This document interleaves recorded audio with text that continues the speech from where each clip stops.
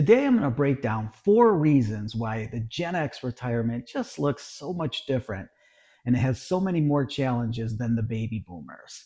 Now, these are mostly my personal beliefs. However, I did throw in some statistics that I'll be sharing along the way, and they can be glaring. If you're a Gen Xer like me, this might be a bit uncomfortable.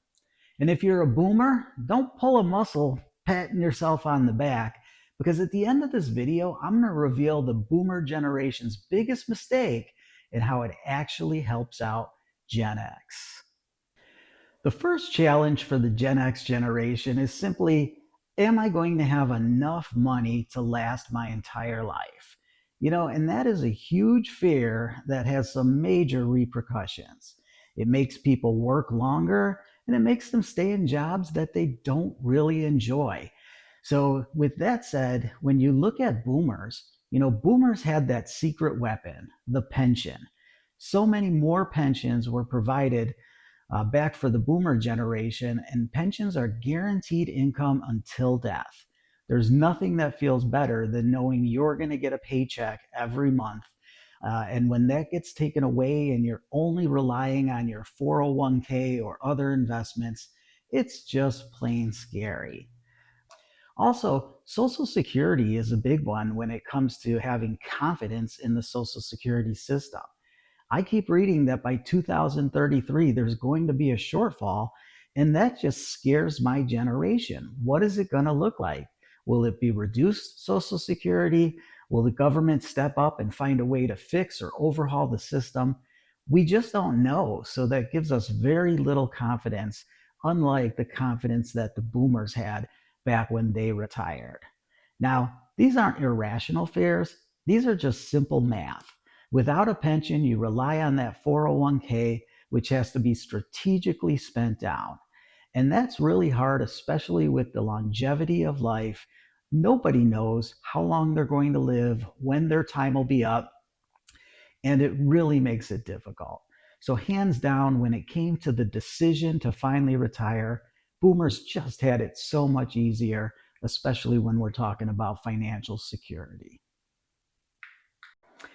Before we move on to the next challenge, I wanted to share the inspiration for this video.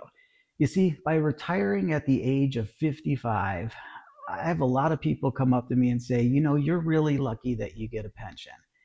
And I'm going to tell you, it wasn't luck. It was actually planned. And the reason being is when I went away to college, my Uncle Fred sat me down and he tried to convince me to get a criminal justice degree so that I could go in and climb the ladder in the federal prison system. You see, my Aunt Carol, my Uncle Fred, my dad, my 2 cousins, Kim and Brandy, they all work for the Department of Corrections. And the one thing that they all had in common is they retired around the age of 50, and they retired with an extremely healthy pension. Now, I know myself, I'm not tough enough to work in the Department of Corrections, but I did decide, hey, I can go into teaching. I know teachers get a pretty decent pension, and that's exactly what I did. So I have no regrets. I want to thank my Uncle Fred, and now let's get on to the second challenge that Gen X faces. I find this challenge to be really unfair because Gen Xers were just handed a DIY retirement system without a manual. It was just something that was thrust upon them. They weren't asked, they weren't trained, they just had to do it. And all of a sudden, you had ordinary people from my generation. We didn't have a lot of financial literacy when we went through school growing up. And all of a sudden, we had to make decisions like, where do we invest our money? Do we keep it in our company's plan, or do we try to diversify and get some money in other plans? We had to determine, when is it time to rebalance? Which of the mutual funds do we want to put our money into? Things we just don't have that formal training for. And according to Northwestern Mutual, Gen Xers are less likely than boomers to use a financial planner. More than 50% of Gen Xers don't use any type of financial planner. And the reason I think this is because, now you have everything at your fingertips. So you have the availability to see your money, or the access to your money but you don't have the training. And this could cost you, in the end, it could cost you thousands, tens of thousands, even hundreds of thousands of dollars.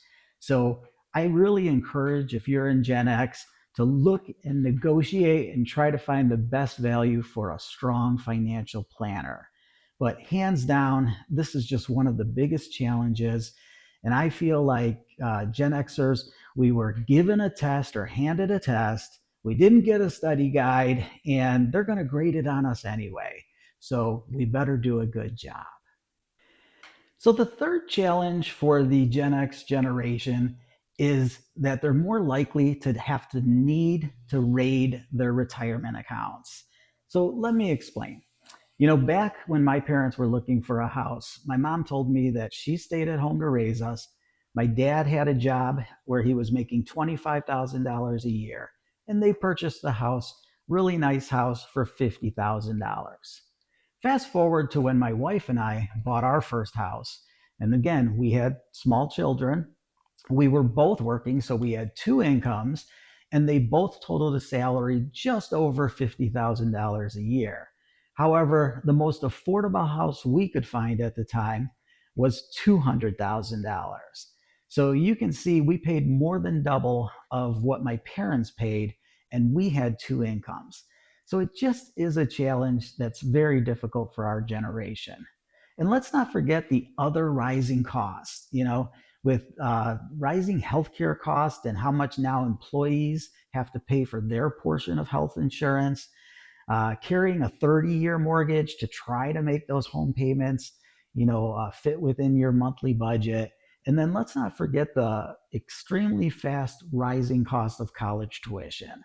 All these things, unfortunately, make your retirement money sometimes a survival account. And sometimes people have to go in there, and it's unfortunate because you really lose on those main compound interest years and you get penalties. Now, according to Northwestern Mutual survey, Gen Xers believe that they'll need between 1 million and 1.5 million to retire comfortably. And if that's the case, the actual median retirement savings for the current Gen Xers is around $40,000. So if you do the math, I mean, it's a lot. 40,000 is a long way from 1 million to 1.5 million, and that scares me for this generation. And the fourth and final challenge that I see for my generation is simply we're going to have to accept the fact that our retirement will look completely different than the boomers. Recently I've been hanging out a lot more because I'm retired and I have the time with my mom, Barb, and my father in law, Mike.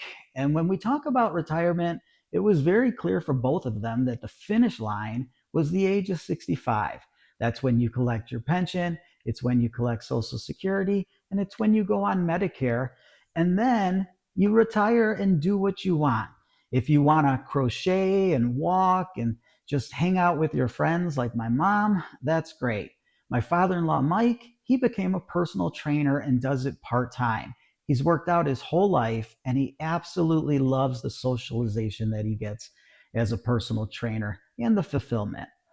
You know, but according to the Retirement Institute, more than half of all Gen Xers will have to work in retirement in order to pay bills. And that's kind of disappointing, or it's very unfortunate because, again, if you're working in retirement because you want to, it'll feel like freedom. If you work in retirement because you have to, it feels like failure. Now, let's get back to what I talked about at the beginning of the video where I said boomers had made a huge mistake that's going to somehow help out Teen Gen X. And that's simply, according to USA Today, more than 44% of all boomers are going to die with more money in their investments than when they started back when they retired. And that simply means a bigger inheritance for our generation. Maybe that'll help a little bit. Again, it doesn't help out everyone. But that's why I made this video, is because I just wanted to try to give you my differences between the two generations. So if you got any value out of this, don't forget to like and subscribe. It only takes a second to subscribe and it would really help out the channel. Also, leave a comment. Are you a boomer and did you not spend your retirement savings? Are you in your slow-go years now and really wish you did?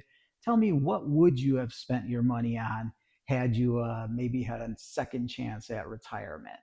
And finally, share this video with someone who you think will like it or find it interesting, because that's really another great way to grow the channel. Now, it's a rainy day here in the Midwest, so I'm in my basement playing a game of pool that I'm going to get back to. But until next time, remember, class dismissed.